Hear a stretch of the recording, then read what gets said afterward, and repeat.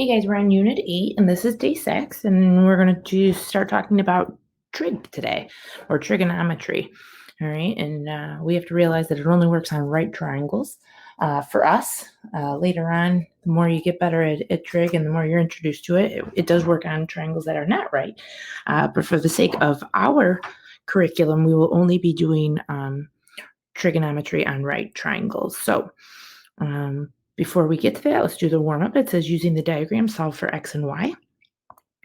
And we can see that this is our right triangle picture with our altitude drawn to the hypotenuse of our right triangle.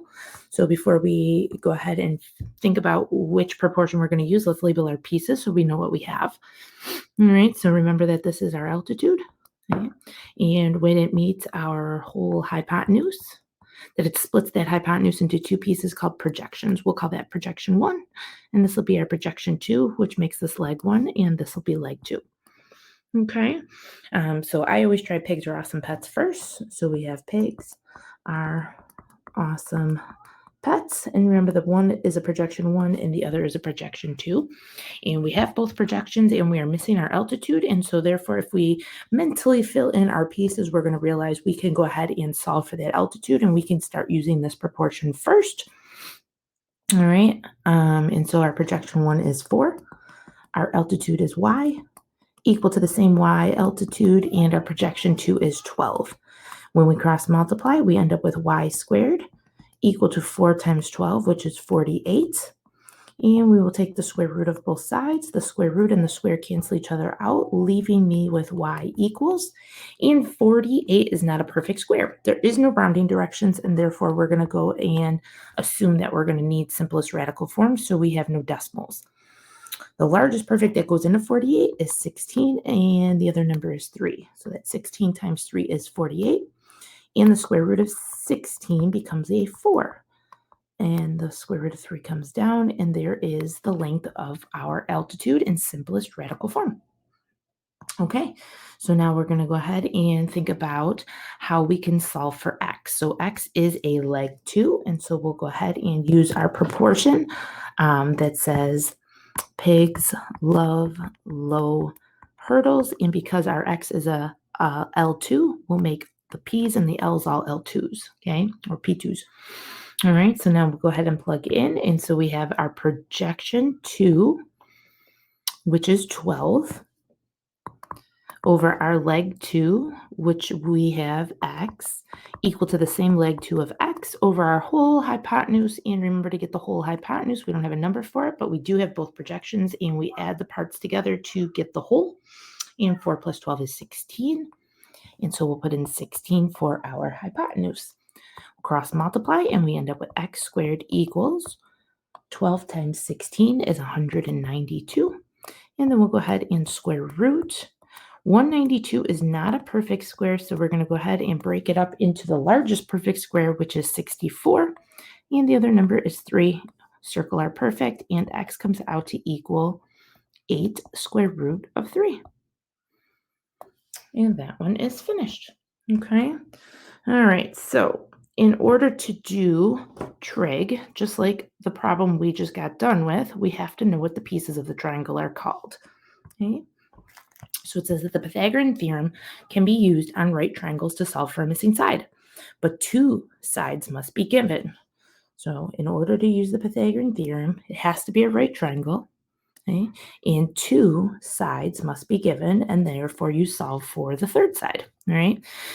Now it says, when asked to solve for a missing side of a right triangle, but only one side is given, and an angle must also be given, not the 90-degree angle on one of the other two, okay? If that is given to you, then we can also use trig to solve for our missing side instead of the Pythagorean theorem, okay?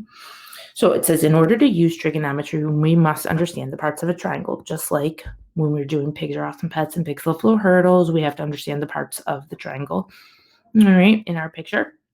So this first one says that the side of a right triangle across from the right angle. So across from the right angle, we already know that this side is called the hypotenuse. Okay. Second bullet says that the side of a right triangle across from the marked acute angle. Okay, so right here, you can see that little rainbow in there. That's marking that angle, okay, which means that we're reading from this angle. And I always find that it's helpful that you find the angle that they're reading from, which is this one. And I always put like a little stick person because you have to realize that you're reading through his eyes from that angle. Okay. And so that this one says that the side of a right triangle across from the marked angle. Okay. So if this is my marked angle, my stick person is reading from that, and we go across, okay, and we get to this side. This side here is across from him, also known as opposite from him. Okay, and therefore this would be my opposite angle. It's opposite the marked angle, okay, or opposite the stick person. Okay, that's reading from that marked angle. We have one last side, and it says that the side of a right triangle next to. We learned that back in Unit 2, next to, okay? So this side here is next to my marked angle or next to my stick person, and next to is the fancy word adjacent. Okay, so that side is next to my stick person or next to the marked angle that the stick person is reading from, and so that is called our adjacent side. All right, so the opposite and adjacent side are also legs, but because there's two legs in trig, they don't use little ones and little twos. They actually call them opposite side or adjacent side, or opposite leg and adjacent leg. Okay, all right, so now we'll go ahead and see if we can practice our parts of our triangle so that we can eventually learn how to use trig. So in number 1, it says for each triangle, label the appropriate sides as hypotenuse, opposite, and adjacent with respect to the marked acute angle. All right, so we'll get the easy one right out of the way. Always across from the right angle is our hypotenuse side. Okay, across from the right angle, hypotenuse, every time. Never moves. Okay, now they're reading from this angle here. So if you need to put your little stick person there, you're reading from him, and across from your stick person, this is known as your opposite side. Okay, where in number 2, this is your marked acute angle. So this is where your stick person is reading from, and therefore this is the opposite side. Okay, therefore this last side here, okay, is next to your stick person. Therefore they call it your adjacent side. Now some people might argue that the hypotenuse is next to my stick person too, but by process of elimination, that side has to be the hypotenuse, and therefore that has to be the adjacent, okay? So again, you have one side left. That side is next to your stick person, so is the hypotenuse, okay? But by definition, the hypotenuse has to be there, and therefore this is your adjacent side here. All right. When I do trig, I never write out the full words like this. So instead of hypotenuse, I'll just label H. Instead of opposite, I'll label O. And instead of adjacent, I'll label A. Okay. And I actually never label all 3. I only label the ones that have information on them. Okay. So same thing here. This would be my hypotenuse. This would be my adjacent A. And this would be my O opposite. Okay. So now we can learn a little bit about trig now that we learned A, O, and H. And so it says to remember how to set up trig ratios. Okay. And there's a saying, it's called SOHCAHTOA. So, S-O-H, space, ka, C-A-H, space, TOA, T-O-A. All right. And that's just a little way of remembering our trig ratios. So it's kind of like pigs love low hurdles. All right. It's not really a thing. It's just a way of remembering something. Okay. All right. So what SO stands for is actually S, okay, is sine. All right. Sine is one of our trig functions, but it's actually S-I-N-E. And so in all trig functions, they just abbreviate it to the first 3 letters. So they cut off the E, and therefore a lot of people say sin. It's not really sin. Okay, it's still sine. It's just an abbreviation. So you pronounce it sine still. Okay. What follows the trig function is always an angle. Okay.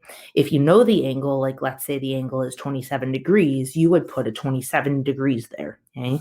If the angle is, I don't know, 15 degrees, then you would put a 15 degrees there. Okay. And the ratio, which is just a fraction of two numbers, okay, comparing them, is O and H. So it's actually O divided by H. Now, O, remember, from up above stands for opposite. So it's your opposite side, okay, divided by your hypotenuse side. Okay, it'll make more sense when we start doing this, but we have to know the basics first. Okay, so that's what SO actually stands for. Okay, it's the sine function, and the sine of an angle is equal to the ratio of the opposite side divided by the hypotenuse side. Okay, next one up. Okay, ka. C, okay, actually stands for cosine.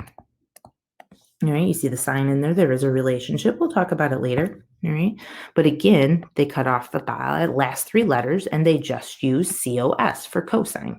Okay? And again, cosine is always followed by an angle. All right, whatever that angle is. So again, if it's 27 degrees would go there. So whatever the angle measurement is. All right, so it's the cosine of an angle is equal to AH. So A over H. And up above, we learned that A actually stands for the adjacent side. And that H, again, stands for the hypotenuse side. And you can see that sine and cosine are pretty close. It's just that they have a different side on top. Sine has the opposite side on top, and cosine has the adjacent side on top, and both are divided by the hypotenuse. Okay, and that's why sine and cosine are pretty closely related. Okay, all right, so then the last one here, we have TOA. Okay, TOA, okay, the T in TOA actually stands for the trig function called tangent. But again, they cut off the last part of the name of the trig function and only use the first three letters to abbreviate it. So they say tan, but it's really tangent. Okay? And again, it's tangent of an angle. So you guys can see that right here is the angle symbol following again, and then OA. So it's O over A. And again, O stands for opposite, and A stands for adjacent. So you can see that the trig functions just have different names because it's two different sides for all three of them, one over the other. And you have to make sure that you have that order. You have to have those two sides and in that order, and then you will make that trig function. Okay? All right, so I will see you guys on the back side of notes, and we will practice some more trig so that we can start solving. All right. One more thing I wanted to tell you guys is that back in 8th grade when I learned trig, okay, now you guys learn it in 10th grade. Okay, it used to be in 9th grade, it used to be in 8th grade. Now it's in 10th.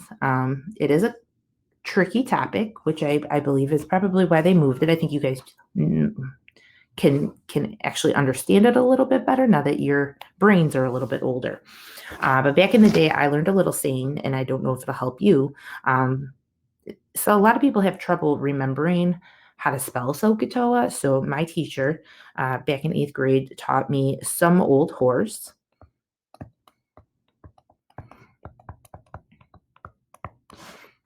caught another horse, taking oats away.